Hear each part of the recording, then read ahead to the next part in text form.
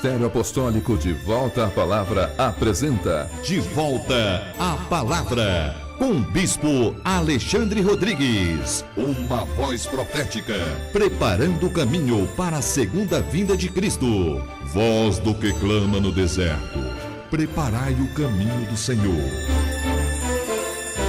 Bom dia, toda honra e toda glória sejam dadas ao nosso Senhor e Salvador Jesus Cristo, ao Senhor da Igreja. E a todos vocês que estão em casa, graça e paz vos sejam multiplicadas. Este é o programa De Volta à Palavra, um programa do Ministério Apostólico De Volta à Palavra, um ministério que está empenhado na pregação, na propagação, na ministração da Palavra de Deus, tal como ela se encontra na Escritura, sobretudo no Novo Testamento, nos 27 livros do Novo Testamento. É um ministério que está preocupado com a verdade. Isso porque vivemos num tempo em que a apostasia já tem dado os indícios de sua chegada. Vivemos num tempo de muita treva, num tempo em que os homens têm abandonado a verdade, têm dado as costas à verdade, e um falso evangelho ou falsos evangelhos têm sido pregado e disseminado,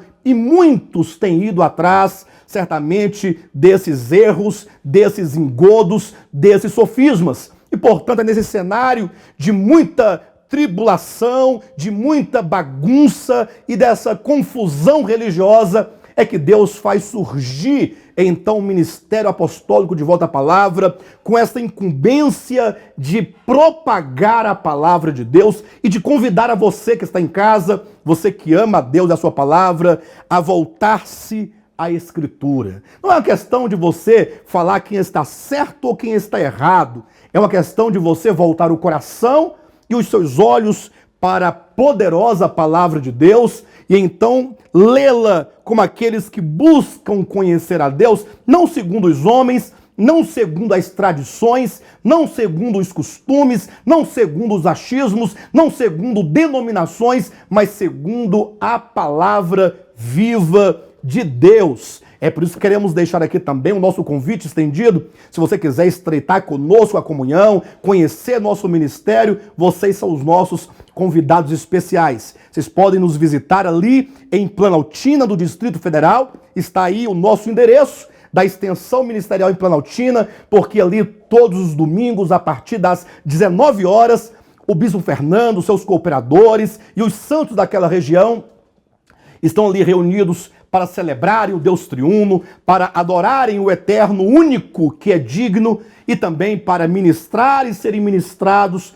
pela palavra de Deus. Portanto, vocês de Sobradinho, de Planaltina, de Colorado, aí certamente desses condomínios, poderão nos fazer uma visita e conhecer então a nossa extensão ministerial em Planaltina. Também em Goiânia, está aí no seu televisor o endereço, também todos os domingos a partir das 19 horas, o Bispo Giovanni estará ali com os seus cooperadores, com os santos, celebrando a Deus, ministrando e sendo ministrados pela rica e poderosa Palavra de Deus. Irmãos de Goiânia, vocês podem agora nos conhecer, podem agora se aproximar do nosso ministério e conhecer mais profundamente aquilo em que cremos e aquilo que nós pregamos. Tanto quanto também aqui em Taguatinga, na nossa sede, na QI 4, lote 23, setor de indústria de Taguatinga. Aqui, os cultos acontecem aos domingos a partir das 18 horas, às 6 horas da tarde. Portanto, vocês querem vir aqui em Taguatinga, receber a palavra de Deus, celebrar o Deus triuno conosco,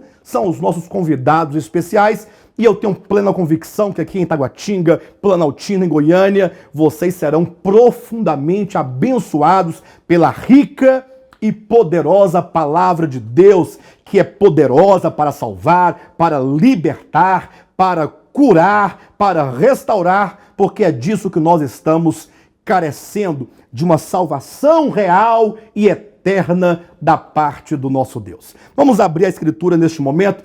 Eu quero que você pegue a sua Bíblia, nos acompanhe, porque nesta manhã queremos responder a uma pergunta extremamente importante. Nosso programa agora tem assumido este novo formato, em que vocês que estão em casa participam conosco. Vocês nos mandam suas perguntas relevantes acerca da verdade de Deus e do nosso tempo, e nós a cada sábado, neste mesmo canal, às 10 horas da manhã, respondemos sempre a uma pergunta. Está aí no seu televisor o nosso endereço de e-mail para vocês nos enviarem suas perguntas. pergunta@devoltaapalavra.com. E a pergunta que queremos responder nesta manhã é uma pergunta, como eu disse, extremamente importante, porque toca num ponto sensível da nossa experiência com Deus. Pode, porventura, um cristão ou um crente em Jesus Cristo perder a sua salvação? Pense você comigo. Quantos e quantos cristãos não vivem num medo constante e numa inconstância na sua vida cristã, com medo de irem para o inferno, com medo de perder a salvação, com medo dos demônios, com medo de macumba, com medo de tantas coisas, de olho grande, coisas essas do mundo das trevas, simplesmente porque não conhecem o Evangelho de Jesus Cristo. E eu quero começar a responder a essa pergunta essa eu quero repetir para que você fique claro a respeito daquilo que nós vamos responder. Pode um cristão, um crente no Evangelho de Jesus Cristo perder a sua salvação? Eu quero começar a responder a essa pergunta partindo do pressuposto dessa pergunta. Ou seja, quem faz essa pergunta certamente parte de um pressuposto, ele parte de uma ideia a priori. Como seria? O homem, para ser salvo, ele precisaria não somente do sacrifício de Cristo na cruz do Calvário, mas também de obras humanas. Ora, isso é um grande engano e um grande engodo que ao longo dos séculos nós temos ouvido em vários segmentos cristãos, desde o catolicismo romano, a mesmo igrejas evangélicas, cristãs evangélicas, que têm anunciado e que têm pregado, ainda que não falem explicitamente, mas no final das contas, a ideia é sempre a mesma. O sacrifício de Cristo não é suficiente. Esse é um engodo de Satanás para que você que está em casa, você que tem ouvido este engano e assim acredita, para que a sua vida cristã seja uma vida superficial, baseada nos esforços humanos, baseada no mérito humano, pensando que assim você é capaz de adquirir a salvação. Lembre-se, o salário do pecado é a morte. Se alguém tem que pagar alguma coisa, que pague o salário devido do pecado, que é a morte. Você vá para o fogo eterno e assim estará bem pago. Tirando isso, nenhum homem é capaz de pagar nada, absolutamente nada.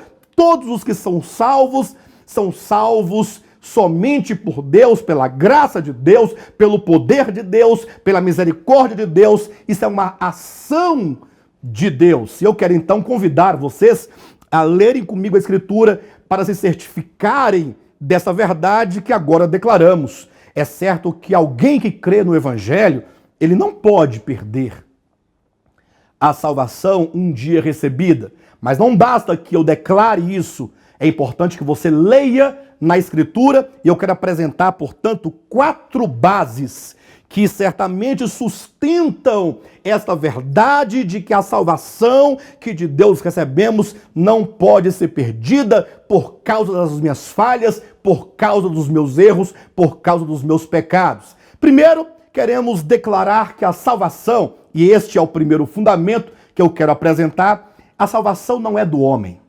A salvação pertence ao Senhor.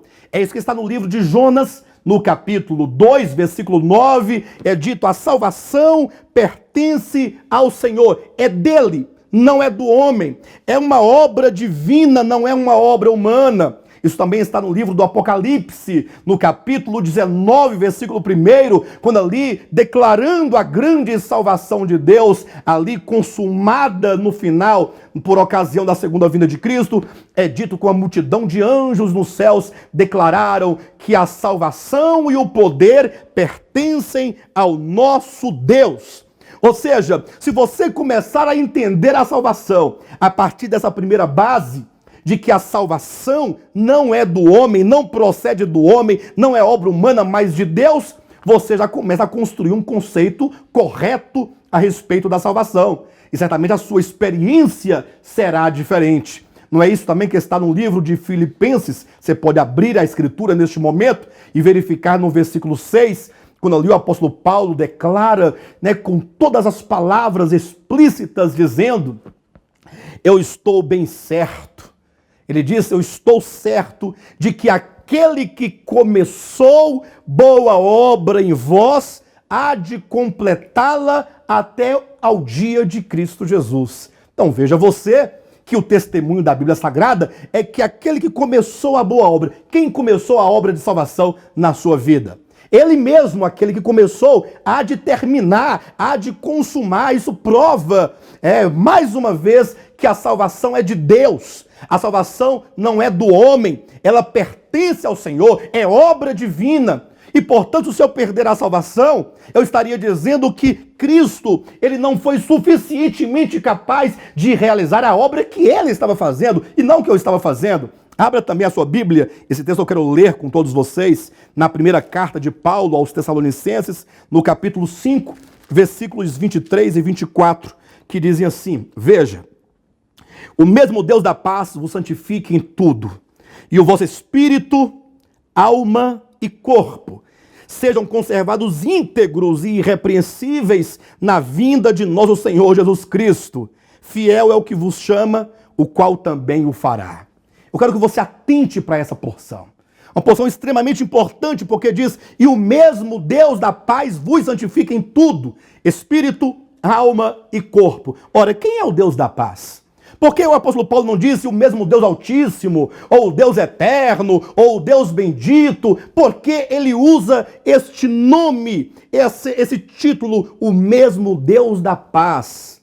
É porque o Deus da paz é o Deus da reconciliação. É aquele de quem é dito em 2 Coríntios capítulo 5, que Deus estava em Cristo reconciliando consigo mesmo o mundo, não imputando aos homens as suas transgressões, mas liberando ali o ministério e a palavra da reconciliação. Então, o Deus da paz é aquele Deus que promove com o homem a paz, porque o pecado faz separação entre nós e Deus. O pecado, ele cria uma inimizade entre o homem e Deus. O pecado, ele feriu a santidade e a justiça de Deus e, portanto, requer uma reconciliação.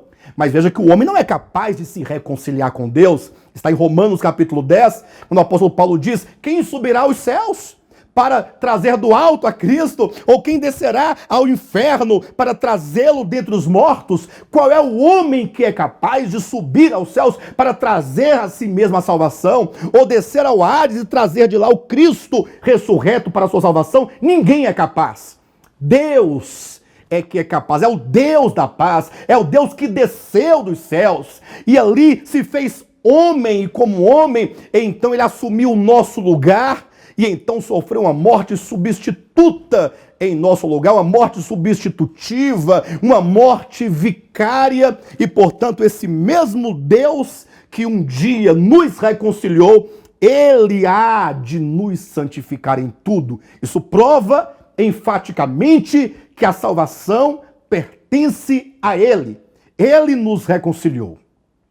E agora ele há de nos santificar. É uma obra divina. Deus jamais vai começar uma obra e vai parar na metade do caminho. Veja que se dependesse de cada um de nós, certamente nós não poderíamos chegar lá, porque nós somos vulneráveis. E mesmo aquele que se julga o mais, perfeito servo de Deus, aquele que se julga o mais santo, o mais perfeito, ainda assim, esse está cheio de pecado. Esse ainda assim tem o seu coração enganoso, que o engana muitas vezes. E, portanto, o primeiro fundamento para entender que um crente no Evangelho, de que Jesus não perde a salvação, é de que a salvação não é do homem. Ou seja, não está para o homem a sua salvação, mas ela é de Deus, é obra de Deus, ele começou, ele há de terminar, ele nos reconciliou e ele há de nos santificar. Espírito, alma e corpo. Agora, há um segundo fundamento que vai agregando esses conceitos para que você possa formar uma compreensão clara a respeito da segurança da salvação. O segundo fundamento, o segundo pilar que queremos trazer é que a salvação de Deus, ela é pela graça. ela não é pelas obras. Isso tem que ficar claro para você. Quando alguém pergunta, pode alguém perder a salvação? Ora, ele está partindo do seguinte pressuposto: a salvação depende de mim. E se porventura eu não alcançar o padrão, se eu não corresponder aos mandamentos, se eu não corresponder aos critérios, se eu não corresponder ao procedimento, então eu posso perder aquilo que eu poderia ganhar. E assim o homem viverá numa eterna dúvida, né? E então, exatamente, a vida dele vai ficar aquela vida atribulada, de altos e baixos, como uma gangorra ou como uma roda gigante, e ele nunca poderá desfrutar efetivamente do Deus eterno, da graça eterna. A salvação, na verdade, é de Deus e a salvação é pela graça. Abra sua Bíblia no livro de Romanos. Aqui é um texto extremamente importante, em Romanos, no capítulo 11, versículos 5 e 6, que declaram com todas as palavras essa verdade. Capítulo 11, veja o versículo 5 e 6, que diz assim: assim, pois, também agora no tempo de hoje sobrevive um remanescente segundo a eleição da graça. E se é pela graça, já não é pelas obras, do contrário, a graça já não é graça. Ora, se a salvação é pela graça, diz o texto, já não é pelas obras. Do contrário, a graça já não é graça. Ou seja, não pense você que a salvação depende do seu procedimento humano. Não, depende da graça de Deus. A graça de Deus é o seu coração que nos ama profundamente, e esse amor, portanto, se manifesta num ato gracioso de entregar por nós a vida, de pagar por nós a nossa dívida e de nos restaurar da condição em que o homem se encontra, morto em delitos e pecados.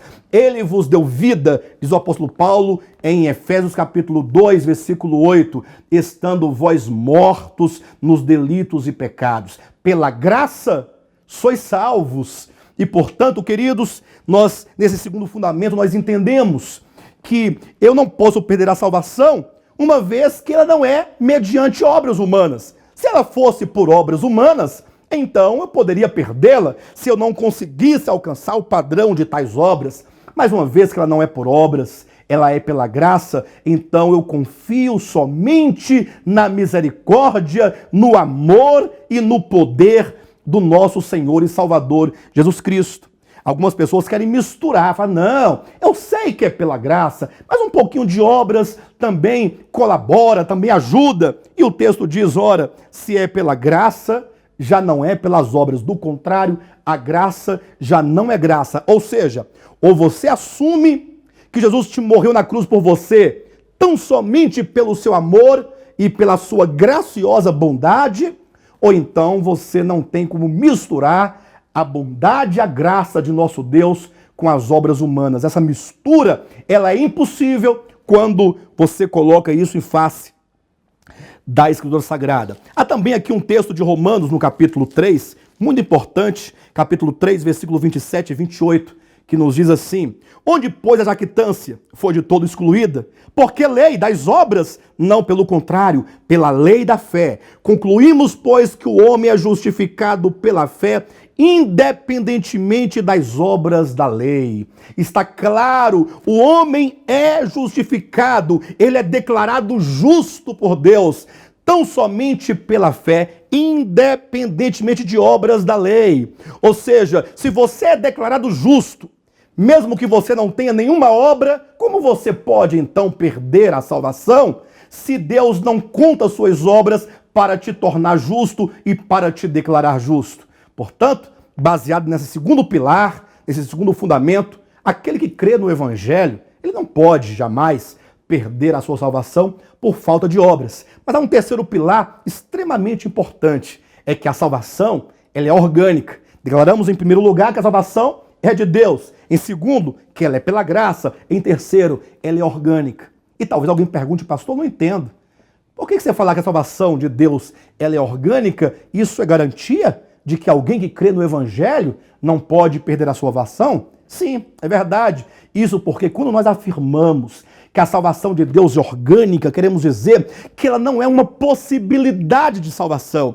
Muitos pregam a salvação de Deus como uma possibilidade, como se Cristo tivesse morrido na cruz do Calvário, não para nos salvar, não para nos dar a vida eterna, mas como se ele tivesse morrido para nos dar a chance de nós mesmos nos redimirmos mediante as nossas obras. É como que dissesse, olha, ele morreu na cruz, a parte dele está feita. Agora cabe a você andar correto, viver correto, fazer a coisa certa, para assim, quem sabe, naquele dia, quando Jesus voltar, ou quando você morrer, se você estiver perfeito, estiver reto, então você será salvo. Se não tiver, você será condenado. Nesse caso, a morte de Cristo não seria uma salvação de fato, seria apenas uma possibilidade de salvação. Mas não é isso que a Bíblia nos ensina. A salvação de Deus é um fato que acontece na vida, no espírito de todo aquele que crê. A salvação se opera dentro daquele que crê.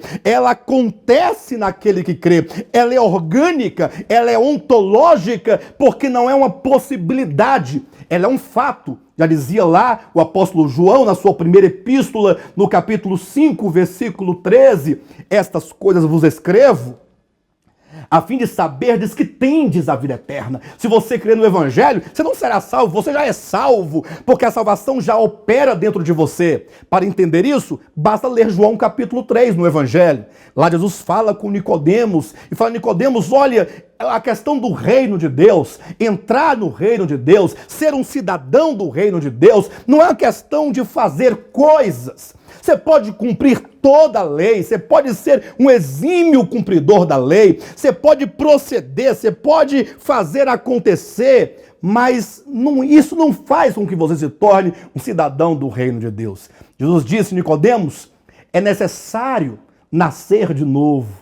É isso que nós afirmamos ser salvação orgânica. É uma salvação que acontece dentro daquele que crê. Quando alguém crê no Evangelho, algo acontece com ele.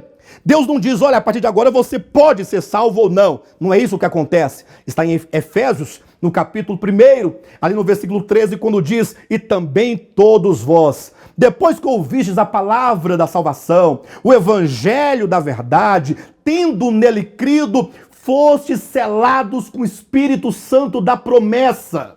Ou seja, o Espírito Santo, ele entra para dentro do espírito daquele que crê, regenerando o seu espírito. De maneira que quando o Espírito Santo entra dentro daquele que crê, está em 1 Coríntios capítulo 6, versículo 17, aquela pessoa que agora crê no Evangelho, o seu espírito se torna um só espírito com o Senhor. Deus passa a habitar o seu espírito. No capítulo 14, versículo 23 do Evangelho de João, diz que o Pai, o Filho, o Espírito Santo vão habitar o espírito daquele que crê, daquele que ama, daquele que crê na palavra de Deus. Então isso é salvação orgânica. Orgânica porque ela acontece no espírito humano. Leia depois João capítulo 3, você verá como que Jesus declara a Nicodemos que o Cristo de Deus seria levantado, como a serpente de bronze foi levantada no deserto, e todo aquele que nele crê,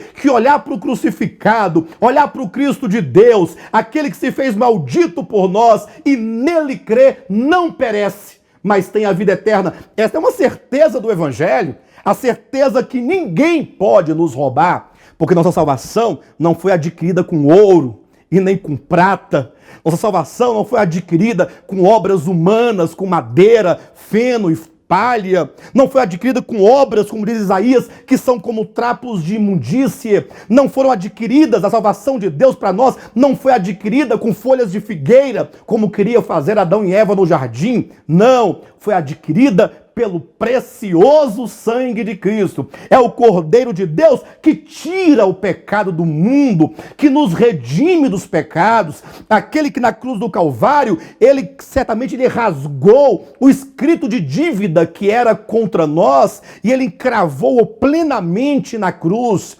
É aquele que expôs principados e potestades ao desprezo e à vergonha eterna.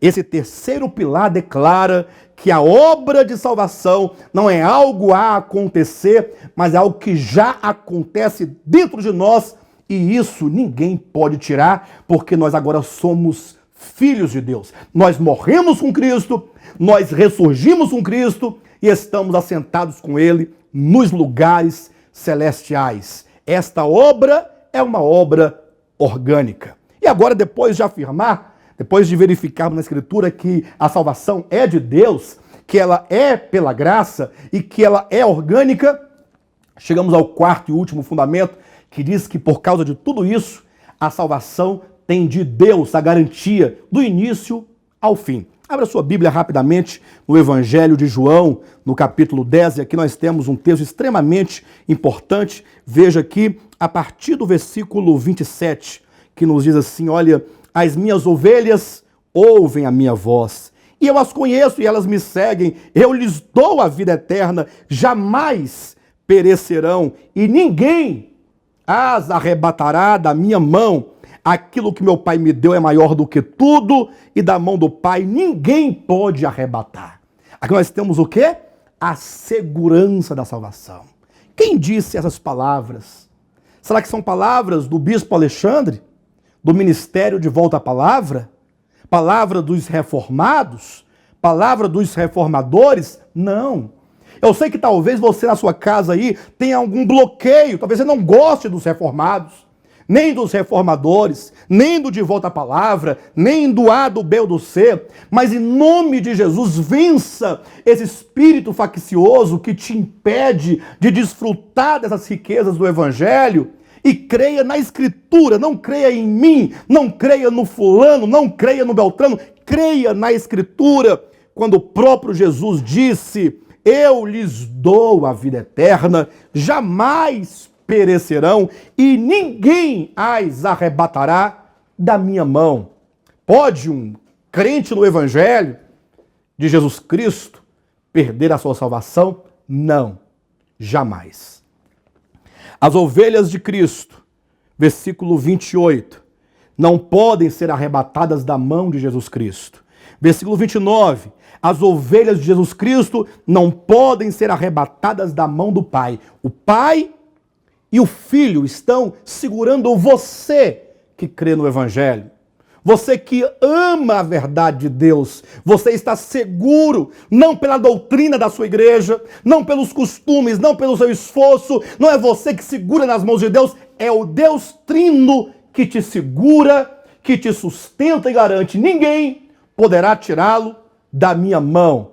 E diz mais, o Espírito Santo é o selo e é o penhor até o dia da nossa herança, conforme Efésios capítulo 1, versículo 13 e 14. Portanto, mais uma pergunta respondida à luz da Bíblia. Vocês podem continuar a nos enviar suas perguntas no e-mail pergunta@devoltapalavra.com. Aqui, onde a Bíblia responde. Lógico, você pergunta e nós intermediamos a sua pergunta à Escritura, perguntando ao Antigo e Novo Testamento, aos 66 livros da Escritura, o que Deus, mediante seus profetas, mediante Jesus Cristo, mediante seus apóstolos, tem a dizer a respeito desses questionamentos. Eu sei que são muitas as dúvidas, muitas as perguntas que você pode nos enviar e nós, com todo amor e com todo carinho, faremos o possível para atender a sua pergunta. Mande-nos perguntas importantes,